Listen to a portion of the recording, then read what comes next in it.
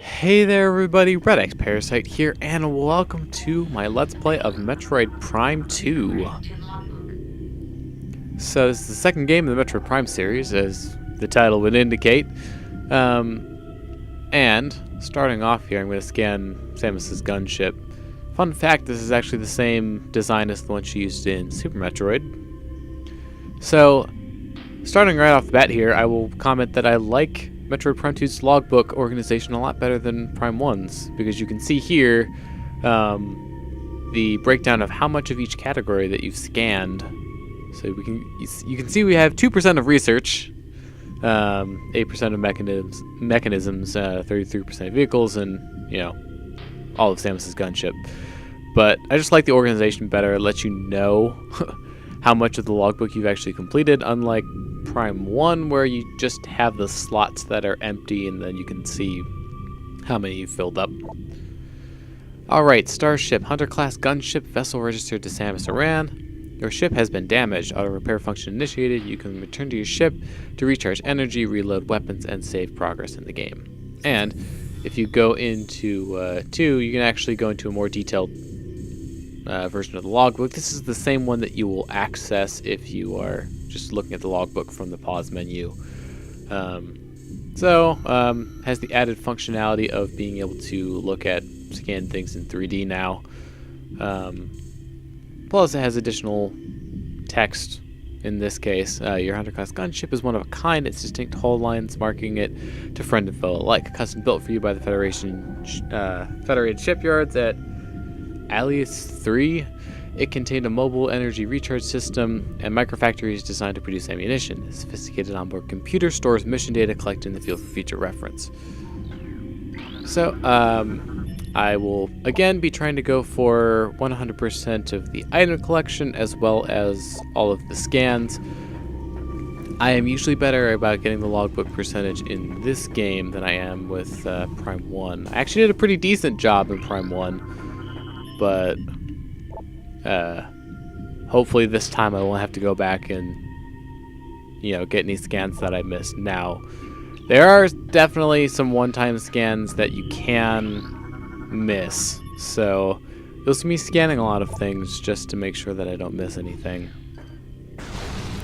But starting off here, you can actually see that we have the space jump, we have the morph ball, bombs, and by extension the spring ball, and the boost ball.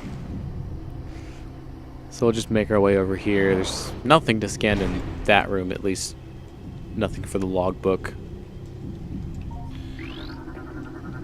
Here we have some crates. Anything that you don't hear the game say recording to logbook for is not a required scan.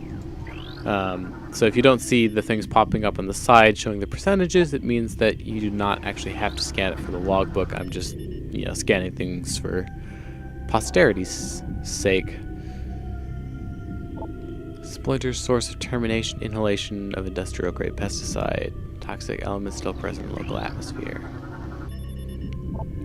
Device is part of a ventilation system connected to dispense pesticide. System is still active. Nope. Object is composed of nutrient-grade biomatter protected by a thick exobarrier and tensile webbing, possible source of nourishment for local bioforms. We'll start hitting some of the, actual scans soon. Speaking of which, one of them is right here. So, research mechanisms, GF security, Galactic Federation Gate Mark 6. Armored defense system. This gate is used with armored security locks. The locks must be neutralized for the gate to operate. The gate is durable, resistant to all but the most potent explosives. So, this is the gate. I'm not going to go and do the zoom on every single scan. Just, some of the big ones like the bosses and such. I'll go in and look at their models. So we need to scan this in order to lock the gates. Of course, one of the nice things about the new play controls on the Wii is that you don't actually have to move your viewing point around. You just have to scan the thing. So, getting into the reason why we're actually here, Samus was sent here by the Federation to look for the ship GFS TYR. I think TYR is just one word. I've always pronounced it as just the 3 letters. It's probably not right. So we're looking for some Galactic Federation soldiers that went missing. So it looks like we're finding some Galactic Federation stuff. So we'll just have to keep following it and hopefully we'll find them. Repeated assault breaches in chambers A and C. Ventilation system conversion complete. This is talking about the pesticide that we saw in the previous room. Communication system offline. Analysis indicates wiring damage to 3 crucial areas. Local hostiles are responsible for damage. So here is a map station. So walk into it and we will get the map for the area, which will be helpful.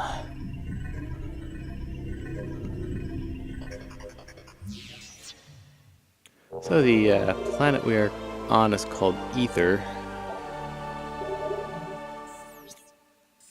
And now we can get a look at it. So there's our landing site. That T is something called a translator door. We do not have the means to opening that yet, which is why I didn't bother going left at the start. Now, unlike the first Metroid Prime, I have not speedrun or speedran. Not sure what the proper way to put that into past tense is, but I haven't done speedruns of this game. So my knowledge about that kind of stuff regarding it is not quite as good. I did see a speedrun of it recently, which was actually really intriguing. There's been a lot of progress in terms of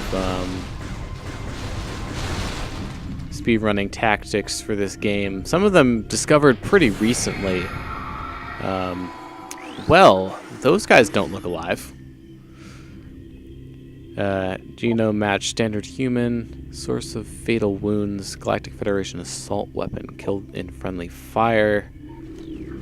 So we've got some enemies here. Now these guys will not actually attack you. They're just worker splinters. You can get damaged by running into them, but they don't really pose much of a threat to you. Worker splinters. Oops. Let's try actually getting the full scan here. Low threat target generates webbing for use in its duties. The worker splinter is bred for service, not combat. It spends its time collecting foodstuffs and raw material for the hive. A layer of mucus helps protect the creature from the toxins and chemicals it often works with. They can generate a sturdy, pliable webbing useful in travel throughout the hive. So we've got some dead Galactic Federation soldiers here, which is not exactly what we hope to find. Cardiac arrest. He was in this extreme state of fear at the time of death. Cause of death difficult to determine. Subject is being broken down into simpler matter for consumption by local predators. Alright.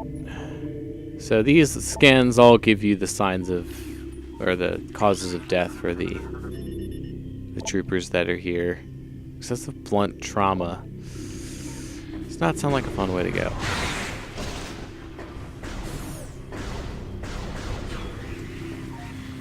Moving forward here, we will have lore entries in the form of trooper logs. This is the first one that you can find.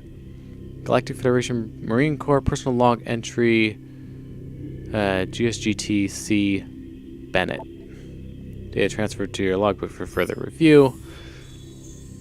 So all the logbook entries from the Galactic Federation soldiers look like this. There's something wrong with the lock systems in this section. They failed twice, locking us out until someone came along to let us in. If it happens again while we're playing bait for those things, well, at least we'll go out fighting instead of hiding in the control area. So it seems like they were having lots of issues with getting overrun by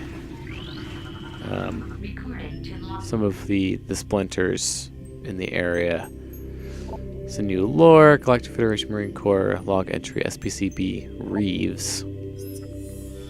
I don't like this plan. This hive is a small portion of a larger network. There may be dozens of hive systems like this across the planet, and they may all be linked. Destroying this one may buy us time, but it may also provoke other hives into attacking. Okay, we got something that we can't walk through, so we're going to have to use the morph ball here.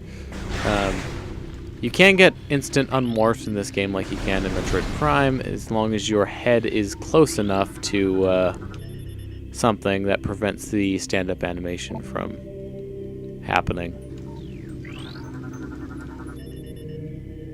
0 life signs, our computer heavily damaged, unable to recover log entries. Attempts to block enemy access have been in vain. Enemy units have bypassed our gates and shields by burrowing through the earth nearby. This is just a dead carcass of something. Recently terminated, 242 wounds. That is a lot of wounds. Now the soldiers, as you'll see somewhat soon, are equipped with what look like machine guns. Got some more dead soldiers kind of getting pulled up into the ceiling here.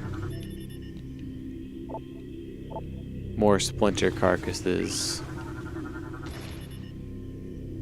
Yep, same thing here, so lots of dead bodies. Engineering stash log, descent reporting. I've installed one of the ship's reserve power cells here. It's holding so far, but too much activity could knock it offline. I hope we don't come to that. So we've got another research entry here, bomb slot. All of the tech associated with your upgrades, so bomb slots, boost ball slots, grapple beam points, are part of the research. Insert the morph ball in the slot, then detonate a bomb. So we'll transfer energy from the slot to the device connected to it. And, that's about all you need to know. Now, this game is a little bit more finicky about what it considers a bomb being close enough to the slot to activate. In the first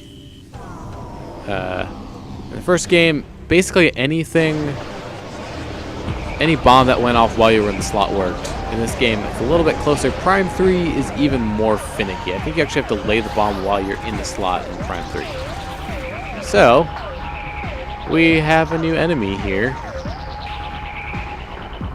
Creature's dark Aether. Don't worry, that'll make sense. It'll make a little more sense soon. Darklings, Dark Troopers. Deceased Galactic Federation soldier. Bioscans indicate terminated life stands in this trooper and the presence of an unknown biomass. Presence of an unknown biomass with parasitic tendencies. Though the trooper's armor has been compromised, the bulk of it remains intact. Weapon systems remain online as well. Full parasitic fusion has yet to be obtained, resulting in low agility and response time. So, oh yeah, we also have the charge beam, by the way, for reference. Basically, with these guys, as long as you're moving, they won't really be able to hit you. You can also strafe while locked on, like in Prime 1. They did remove the strafing glitch that allowed you to lock dash and scan dash. So you can't quite abuse that as much as you could in the past. But these guys just go out to like a few shots or a charge shot. Now, like I was saying in the original Metroid Prime, the health pickups and ammo pickups in that game are part of the logbook, but in the future games they're not. You know, presumably because Samus has already scanned them, so she doesn't really need to scan them again. Although, I'm pretty sure there are some things that would be repeat scans in this game that you do have to scan again, but oh well, at least you don't have to scan all of the ammo again, which is nice.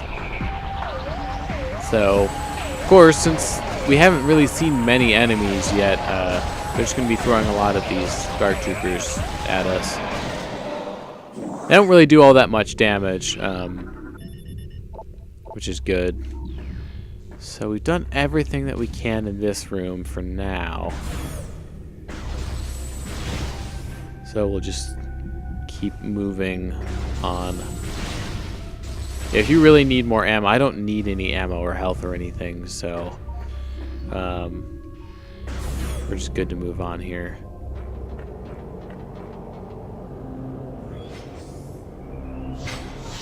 So that's what the door locks look like in this game, which is not good for us.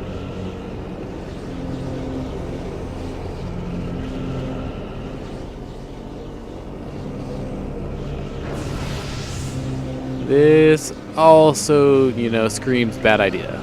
But, fortunately, the door behind us is locked. And there's no other way to go forward. So it looks like we're going to have to step into that portal. As much as I would like to, you know, not do that. But the game is giving us no choice.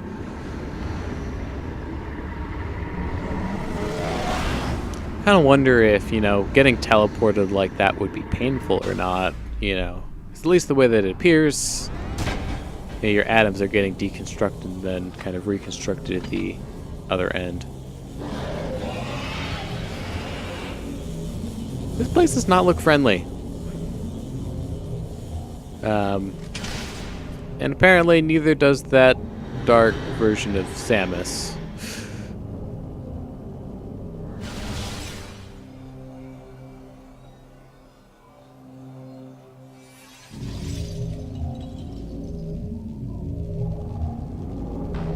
And of course, you know, like as all good villains do, she's going to leave us to our fate. And leave some of these guys to take care of us, you know, which, if you know anything about, you know, movies or video games, it's never a good idea. As you know, we do escape. It would be a very short game if we didn't.